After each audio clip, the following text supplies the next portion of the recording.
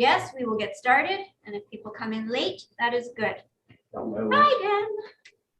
Oh, it'll be very small and cozy. Okay. Good. All right, so I am Casia Schreyer. I'm an author from Southeast Manitoba. I'm married, I have 2 kids, and I have a black belt in Taekwondo, which is the hobby that keeps me from turning into a lump in front of my computer. I've published 20 titles of my own, plus 2 that my mother wrote, and a set of anthologies with stories from dozens of writers. I will be back at the marketplace tomorrow at the Authors of Manitoba table with 3 other local authors and my daughter. So it was a struggle to decide what to read today. I have fantasy romance, middle grade science fiction, epic fantasy. I'm not going to read from all 20 titles, but I'm going to touch on a few, talk a bit about them, and read some excerpts from them.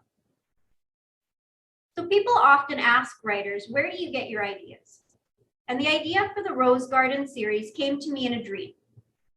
I was actually camping at the Dinosaur Provincial Park in Alberta with my family and just woke up one morning and it was just there, just this absolutely vivid scene. Happened to be the day that we were packing up and moving on. And since I had my husband captive in the car for several hours all the way to Drumheller, I regaled him with this dream. I'm not sure he appreciated it. And we ended up brainstorming, bouncing ideas back and forth, and came up with the basic premise for the Rose Garden series. Now, the scene from my dream actually appears in the series, as well as a few other minor sequences that I could remember. But I had to write 4.5 books to get to that scene. Now, that particular scene is like the pivotal spoiler scene of the series. Chris, you've read the series as well, right? Mm-hmm. It's the series in the woods where she gets the stick through her leg. That was the scene that started the entire thing. And I had to write everything up to that point just to be able to tell that story. This scene is not so much of a spoiler, but kind of goes over some of the world building behind the fantasy world. Princess Mallory joined her steward on the study's balcony. Princess Betha is on her way home, she said. From here they could see the gardens and the city wall, but not the castle courtyard. The morning sun cast the garden in rich golden light and the balcony was warm. The 2 of you had a good visit? Yes, she said. It felt nice to talk about home. Actually, I had a question about the pact. He nodded. Of course. The whole point of the pact was to protect the island from the people you refer to as the strangers. Yes, he said. They threaten the balance of our way of life. I think those strangers were the ancestors of the Irish people. From what I can piece together, the Isle of Light is Ireland, or was.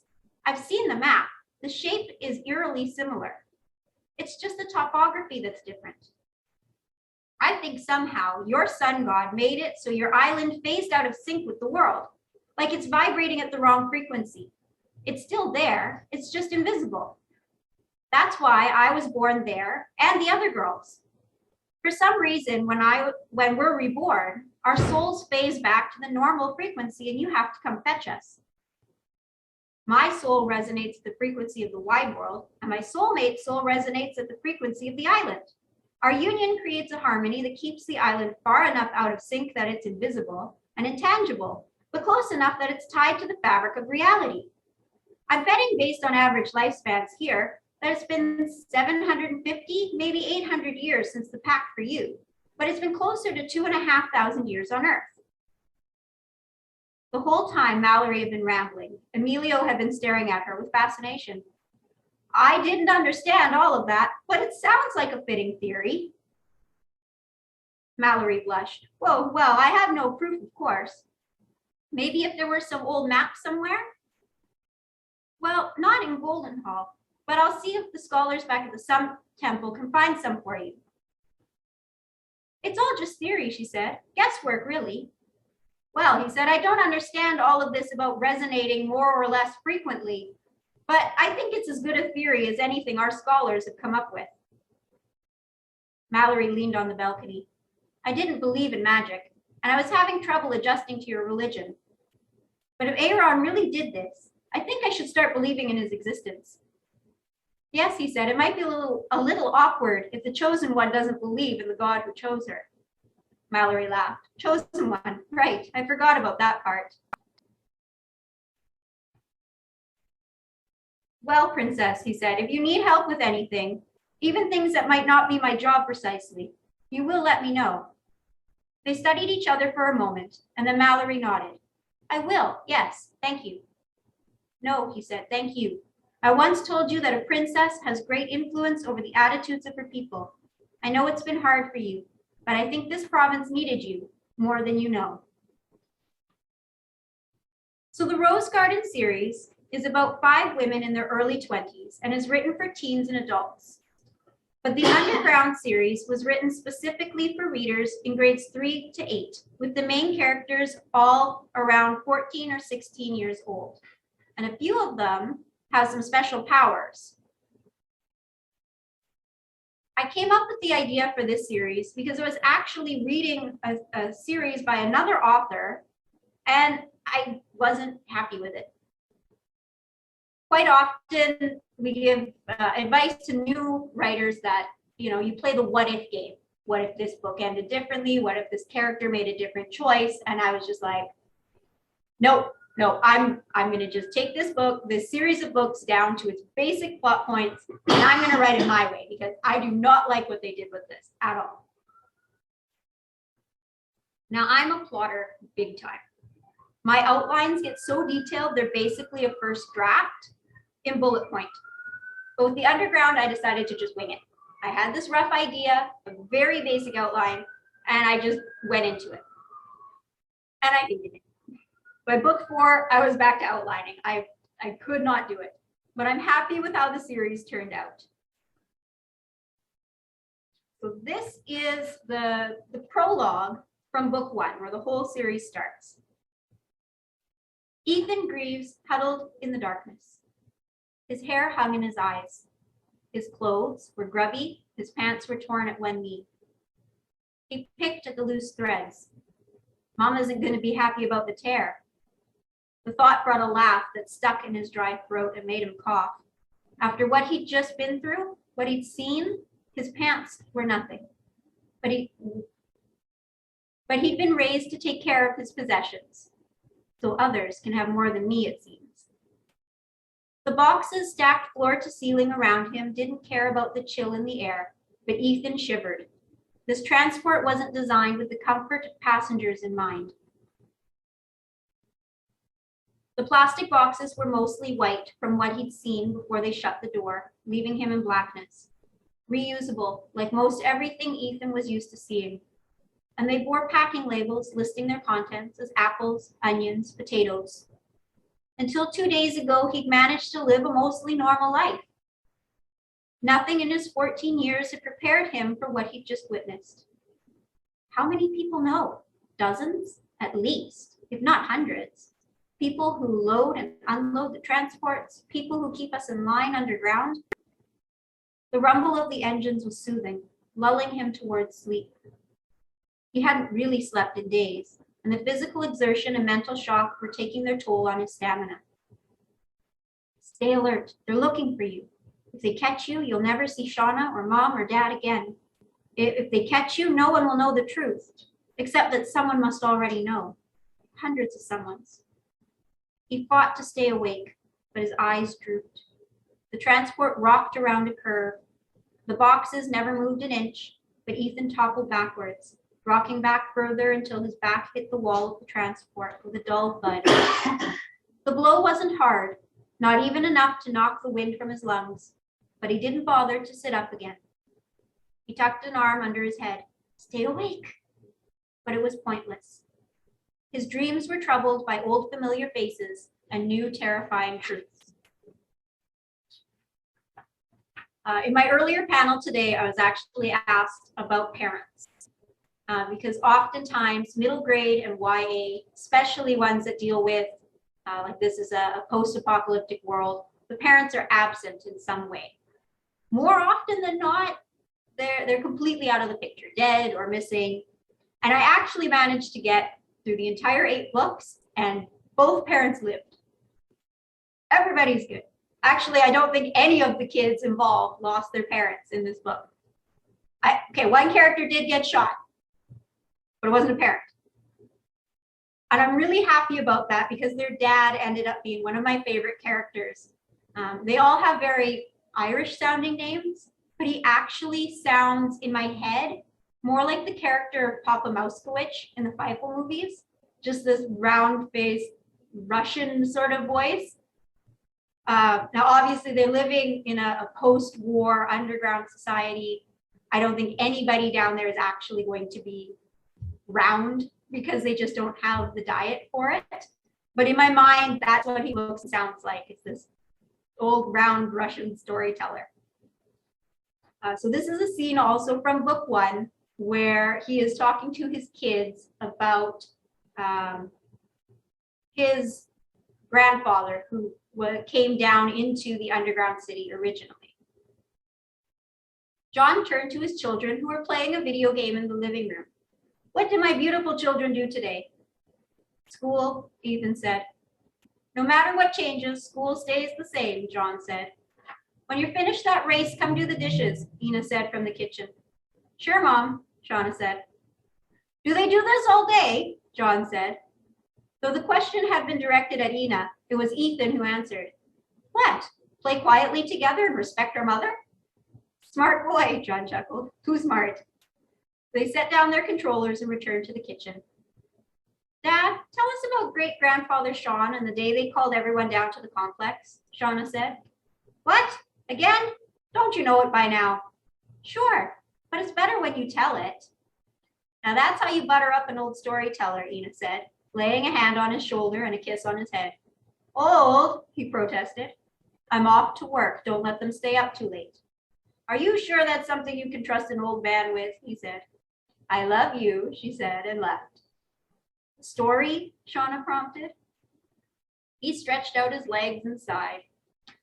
"The day they opened the complex, eh? Grandpa used to talk about that day. He was on his way home from work.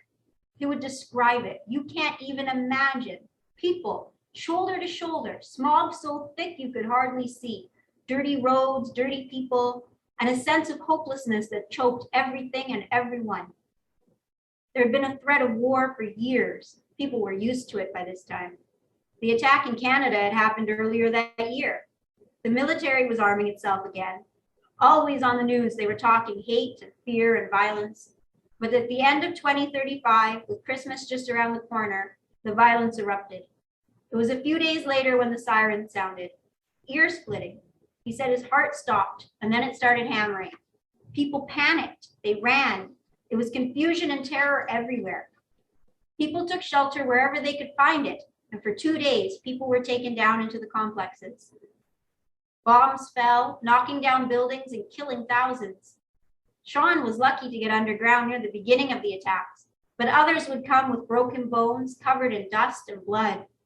He was young, able-bodied. He stayed near the entry and helped carry the wounded. The news reported death and destruction everywhere. Entire cities were leveled. Skyscrapers crumbled. The world burned, and still it wasn't enough. "That's why we're still down here," Ethan said, "because they didn't stop the bombs." "That's right," John said, nodding. "Now the bombs have stopped, but the war goes on. The raiding, the stealing, the killing, it goes on and on. The surface is scarred and dangerous, barely livable, covered in rubble and debris and craters. God only knows when it'll be livable again. As a child, I dreamed it would be in my lifetime, that I would be one of the intrepid settlers. As a younger man, I hoped that glory would fall to you. Now I fear we will never be free of this rat's den." Silence. John stared at his feet. The kids rinsed dishes and filled the dishwasher. The ventilation hummed. The apartment, which had always felt cozy and comfortable, now felt stifling. "It's not so bad down here, is it?" Shauna asked. breaking the uncomfortable building of silence. John shrugged. This is all I ever knew. I'm happy here. I love your mother and both of you. I have a good home, a good job. Isn't that all a man could hope for? I played on a hockey team, held my father's hand when he died. We have enough to eat. We have water, power. You two even have video games. This isn't a science fiction, poverty-stricken dystopia. Life is good. I only wish I could have seen the sky for myself. I write a little bit of everything, fantasy, science fiction. I also have 2 standalone novels that are YA contemporary drama. Nothing, Everything, Nothing, and Pieces both deal with some pretty heavy subjects. But teens right now are dealing with these things for real, and I felt drawn to the idea of writing books where teens learn powerful lessons, but also survive and thrive. I'm working on a 3rd standalone YA contemporary that deals with teen pregnancy, dating, relationships, as well as society's views on weight, obesity, but they aren't heavy and depressing all the way through. This is a scene from my upcoming novel, Lost Light. Lucy's grandmother's house was a blue 2-story halfway up the next block. Being so close renewed her energy and she picked up her pace. She burst through the door without knocking and hollered, "Granny, Gramps, anybody home?" "I'm sure even the neighbors know you've arrived," Granny said, appearing in the living room doorway. "You're letting the heat out." "Sorry." She shut the door. "You must be freezing. Come on. Tea for me, cocoa for you." "Please." Lucy followed her grandmother into the kitchen and dropped dramatically into a chair. "I can't believe Mom forgot me."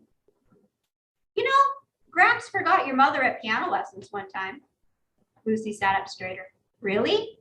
"Mm-hmm." Granny puttered about, getting down an oversized clay mug in the hot chocolate mix as the electric kettle did its thing. She was maybe 11, 12, old enough to walk on her own. She took music lessons from this couple just a few blocks from the school. The wife taught piano and the husband taught guitar. There was a boy in her class taking guitar lessons at the same time, and they'd walk together along with your aunt. Your uncle was already in high school. I usually picked them up from school, but Gramps always picked them up for music lessons. But he forgot? Yep, guess he just forgot what day of the week it was. Came home, slipped by me unnoticed, went for a nap. Music teacher called me to ask when someone was picking the girls up. I wonder if your mom remembers that. Gramps does. Felt bad about it for the longest time, but he laughs about it now. Where is Gramps?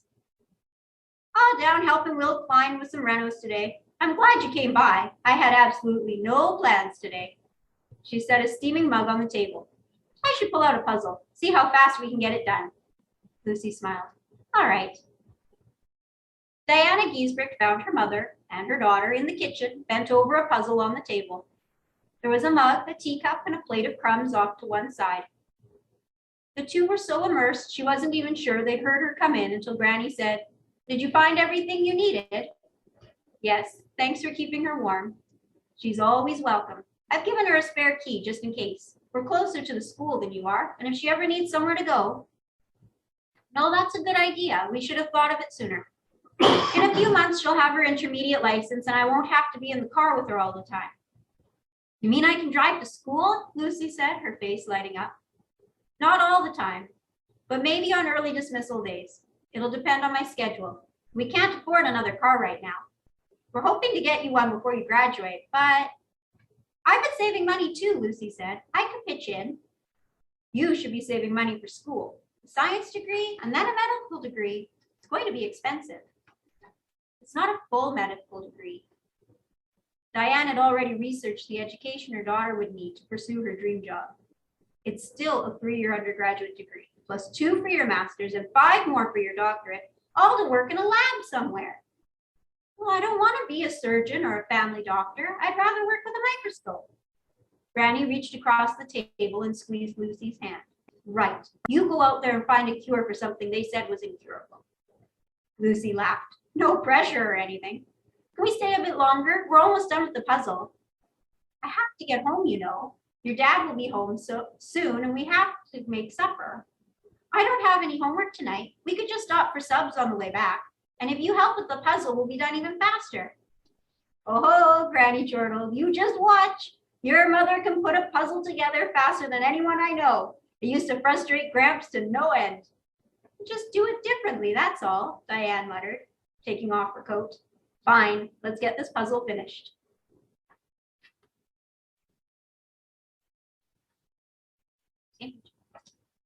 I also have a collection of poems and short stories.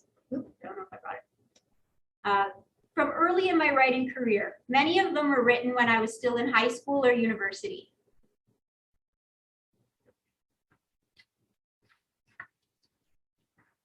This is a poem that I had written especially for Reimagined, which is the title of the collection. And the poem is called Parenting, You're Doing It Right. It was the chess and the music that surrounded me, pouring out of speakers or the guitar. Music that I still listen to. Music that makes the adults say, it was before your day. Music that makes the kids say, who the hell is that? And makes me feel old, perhaps beyond my days. It was the piano and learning to play while a book was held over my hands. So I learned to play with my heart and not my eyes. And even being forgotten at piano lessons didn't change what mattered.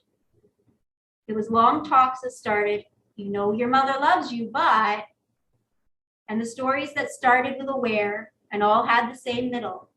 And after too many beers, some so bad they were followed by a don't try this at home, kids. It was long talks about Aristotle and Plato, religion, politics, perception, truth, sometimes to learn, sometimes for the sake of talking. I loved my mother. Don't get me wrong, I love her still. But Daddy, this one's for you.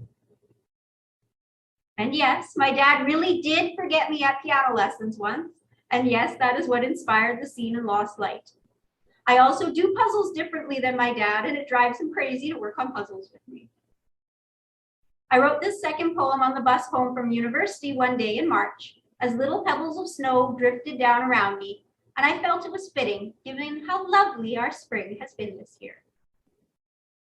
Warm afternoons and melting snow, muddy cars and shoes and roads, trees free from frost's icy hold. It's March, it's spring, it's warm, I know. There, a bunny on the lawn, just look, all spring brown and winter lean. All the grass slowly rises up green, and the chilly wind it once shook. Overnight, the snow still flies, decking the world in icy frills. To a world of white we rise, to face a bitter wind that chills. Signs of spring I can't remember, as mid-March turns to late November. So in addition to working on Lost Light, I'm also working on an epic fantasy series with magic, elves, fairies, spurned lovers, wars, and so much more. I actually started work on this series when I was 15. My best friend in high school had come up with the basic premise, and together we built a world around it.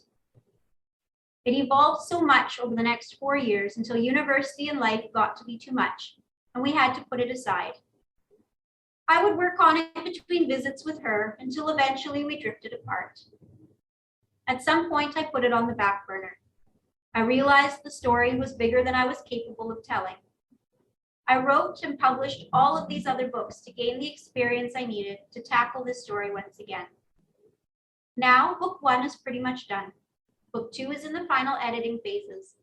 Book 3 is started and outlined, but in the midst of a major tear-apart rewrite, to the point where I have printed it off and cut it physically into pieces so I can rearrange the scenes.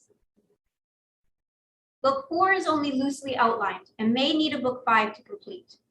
Once 3 is done, I can finalize the outline for 4 and write it. I'm hoping to pitch this series to agents and go the traditional route rather than self-publishing like I did with the others.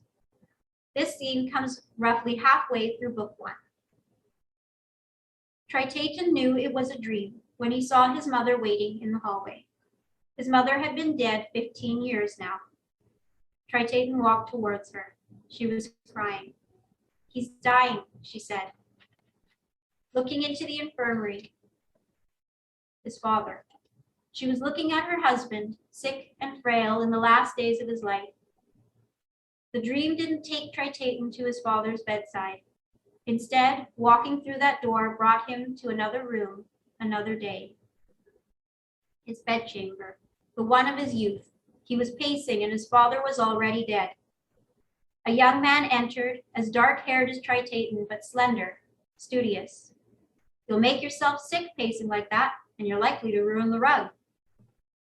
Oh, Hansi, you returned to the capital. Have you thought about it? I've thought about it. Will you accept the position? I must submit a name for high advisor to the priests, and soon. They want to hold the coronation before Soul Feast. Oh, it's a wise move on their part. My father has consented. I'll be your advisor and see if I can't keep you out of trouble. Trouble. Another room, another day. Shouting. The sound of steel against steel and boots on stone floors. He was running for the great hall, running and never reaching it. The dream faded. The dream returned. He was standing in the great hall before a great crowd. Catra stood by his side. Off to the left stood his mother, still in her mourning dress. Even Catra's dress was less grand than it should have been for the occasion. He glanced at his new bride again. She looks as terrified as I feel, he thought. Even in a dream, he remembered that fear. The high priest droned on, but his voice was lost to the fog of the dream. Strange.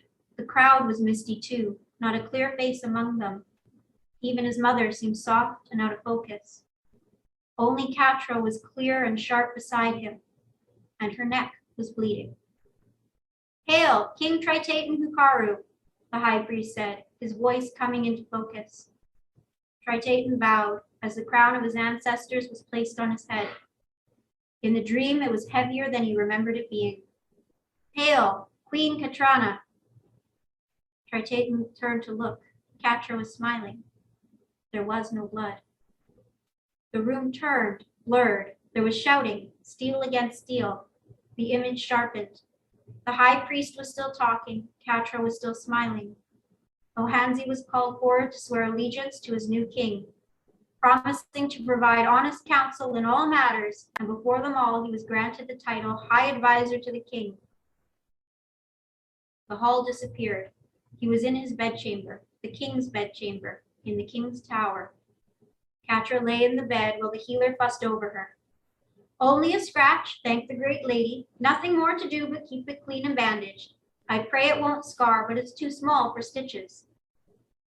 Shouting, steel against steel. He was running, and this time the doors of the great hall drew closer with each step. The doors opened. There were guards, some injured, some hesitating. They were blurry. Only Catra was crystal clear, standing at the top of the dais, the crystal light reflecting off tears on her cheeks, off the blade at her throat.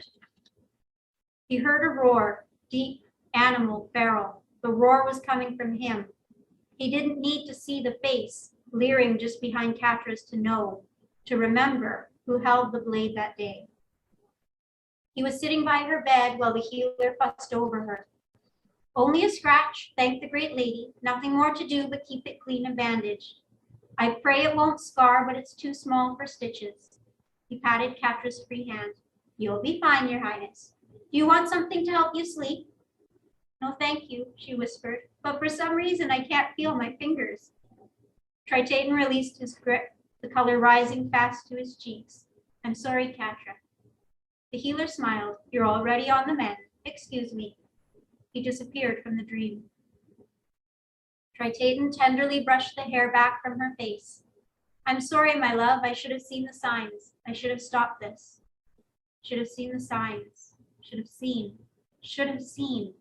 The darkness swirled in tight, that familiar darkness that lived inside him, that ate crystal light when his temper flared, and everything went blissfully black. That whole series means quite a lot to me because of the memories and history that are wrapped up in it. The Magical Kingdom of Merolier is also an emotional book for me, but for another reason. My mother wrote it as part of a class she took on writing books for kids. This was back when I was like 12 or 13. Self-publishing didn't exist yet, so she shopped it out to a few agents and got no reply. It went into a box and was forgotten. My mother passed away from cancer 9.5 years ago. All the digital copies are lost since 3.5 floppy disks are obsolete. But my dad found the last print copy in a box somewhere when he was cleaning up and gave it to me. I gave it a polish and got my younger cousin to do the illustrations. The illustrations are not professional. My cousin is just learning to use her art tablet, and she's just 16. But they are really, really good, and they're fun, and kids are gonna love them. I only wish that my mom could have seen it finished, bound between color covers and in the hands of her grandchildren. The story is about two girls who are home for summer vacation. They have just moved out to the country in a big, boring yard with nobody nearby. And by chance, they find two magical rings that allow them to shrink down to the size of the animals out in the field. But they don't know how to get big yet. So the whole book is their adventure out in the field with the family of foxes trying to find a way to get big again so they can go home for supper. I've also written 2 children's books with the help of my daughter. My daughter is 10 now, and she used to help me brainstorm silly things that could happen in the books. They're super fun and easy to read out loud because I read them over and over and over again to make sure that the phrasing would be easy for parents who would be reading them to their kids. The last book that I want to mention is a nonfiction book that I wrote as a resource for writers. It's probably pretty boring to read aloud from it because it is just a reference book. But later this evening, I'm going to be doing a workshop that relies heavily on what's in it. So I'm going to open things up now to you, 3 of you. If you have any questions about the books, the process of writing them, or how they were published, or even questions about me or Authors of Manitoba.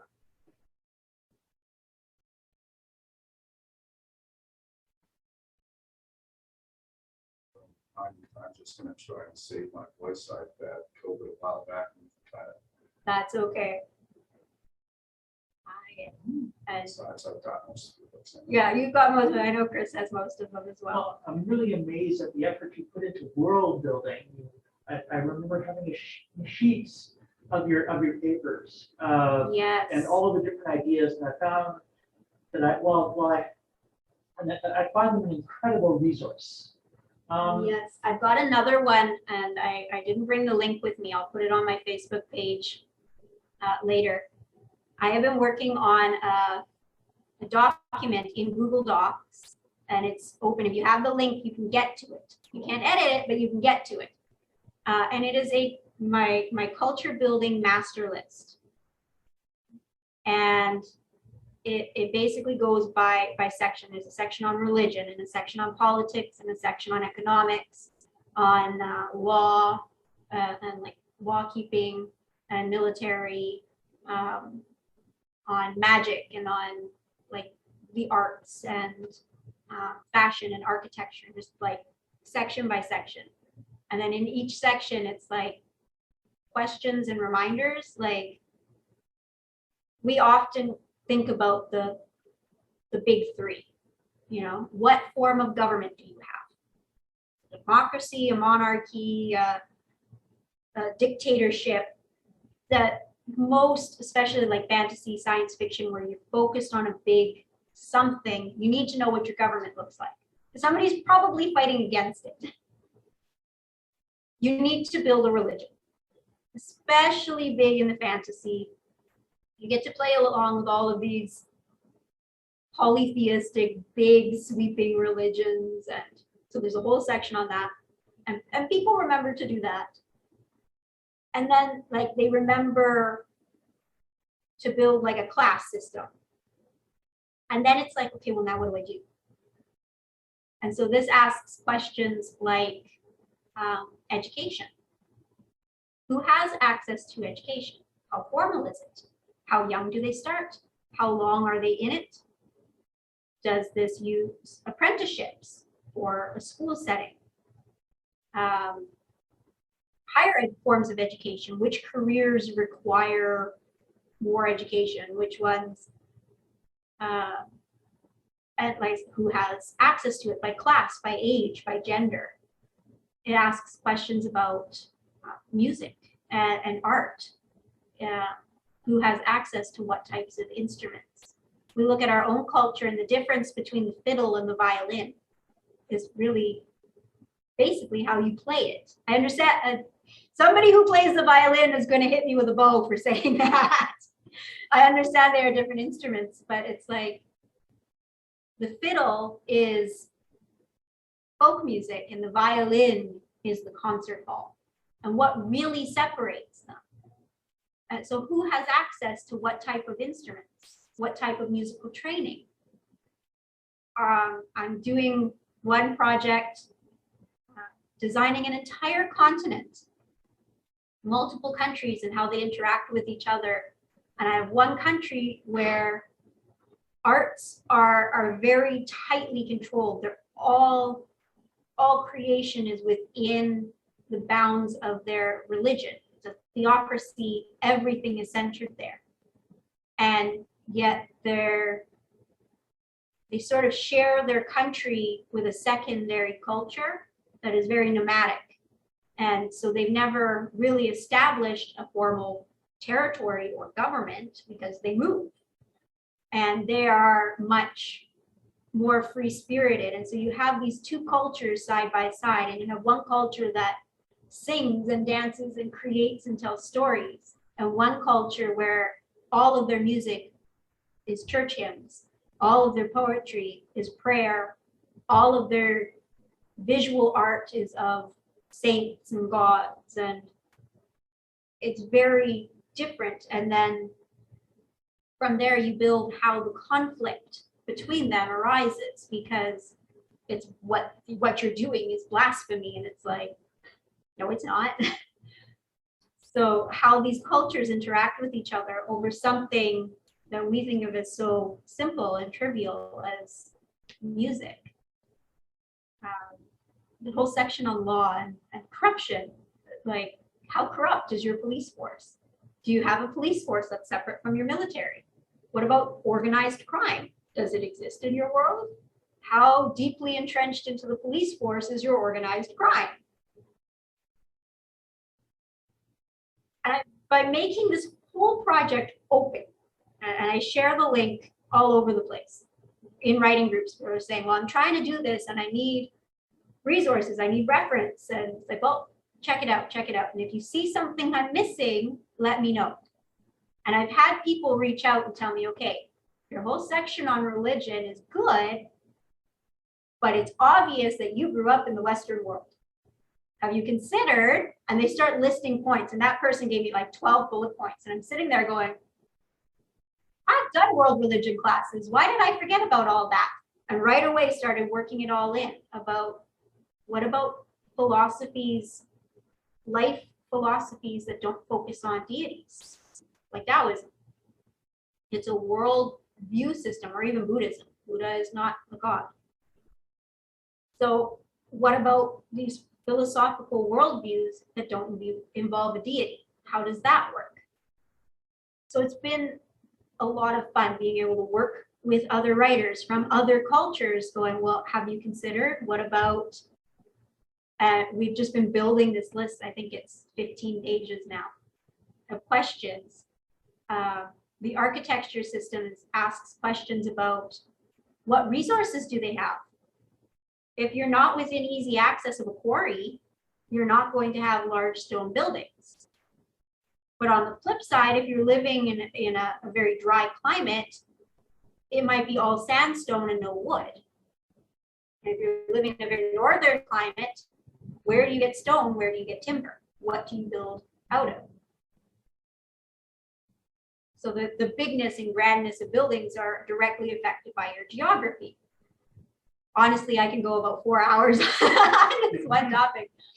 So it was a lot of fun pulling this all together. And every once in a while I go, oh, I wonder if I included that. And I go back in and I start adding more and more bullet points. So yes, world building is my favorite part of the writing process. I enjoy it. And even with something like The Rose Garden, which is like 5 complete books, there's probably another book's worth of world building that's not in the books. And that is a big thing for writers. Well, two big things for writers. One, you have to know when to stop world building and actually write the book. Because if I could just sell the world building, I would. And the other thing is you have to know when to stop putting the world building into the book. And just, as the writer, I need to know how it works. As the reader, you just have to believe that somebody knows how it works and that it makes sense. If it's not crucial to the story, you don't need to know that they have these big stone buildings because they're 2 days away from the port. But I know it, so it makes sense. Do you ever leave anything out and keep your audience guessing? Yes. Yes. That is one of the joys of planning. I know what's coming up. And so I'm able to let people keep their secrets. But I always sort of feel bad. It is actually really, really hard to write liars. It is really, really easy to write everything working out and everybody being lovingly honest with each other. It really is. Like, the ideal resolution is so much easier to write than not. I have to keep reminding myself that they're not archetypes. They're not perfect people. They have to be allowed to make mistakes. And not just make mistakes, but make really bad choices and then suffer the consequences of those choices. They have to lie. They have to have a good reason to lie, but they have to lie. They have to have secrets to keep. So in the fantasy that I'm working on right now, I have a character who is a thief, and you're 3 books in and you have no idea why he's there, like how he got to this point in his life. It's hinted at that I didn't always live here. I didn't grow up a thief. I have other life experiences. And no, I'm not going to tell you about them right now, so don't ask. And so he's very secretive about this, and being able to put it in there that there is a secret here, but he's not going to tell you, and neither am I.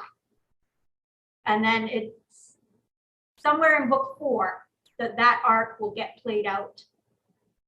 As he goes looking for answers to his questions, you'll get his whole backstory in book 4.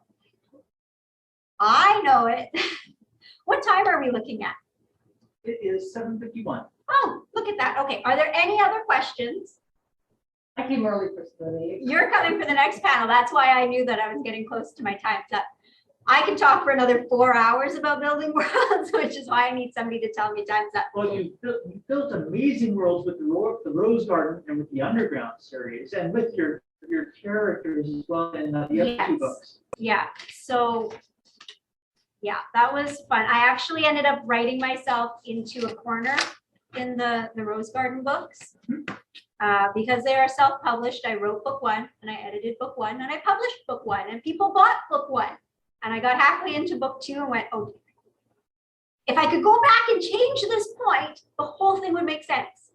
But it's published and people have bought it and read it. I can't change it. It took me a long time and a lot of brainstorming and a lot of going, no, that doesn't work. And like, okay, and that works, and that works, and that works, and that doesn't work. And scrap it all and do it again. What are the main lessons you learned from self-publishing? Write them all first. Write all the books and then publish them. Writing the books is easier than selling the books. A lot. It's 2 different skill sets.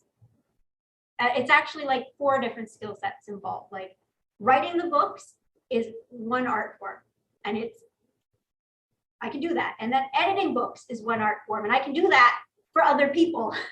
But apparently I need somebody to do it for me because I miss things. And then marketing your book is an entirely different art. And publishing the book, doing all of the make it look pretties on the inside, that's an entirely different skill set. So you have to be like 4 different people to self-publish a book. And when you go the traditional route, you just have to be the writer. found some really talented people to help out with the covers and the design Yes. and all that. Yes, and he's fishing. This is Chris. He edited some of my books. Well, no, not for me. No, I'm thinking of Andreas. Yes, a friend of mine, Andy, he did the covers for the underground books, which are here. He had to do 8 of them. And it was like, okay, this is what happens in this book. And he was like, okay, well, how do I make this into a cover? And then these are really great.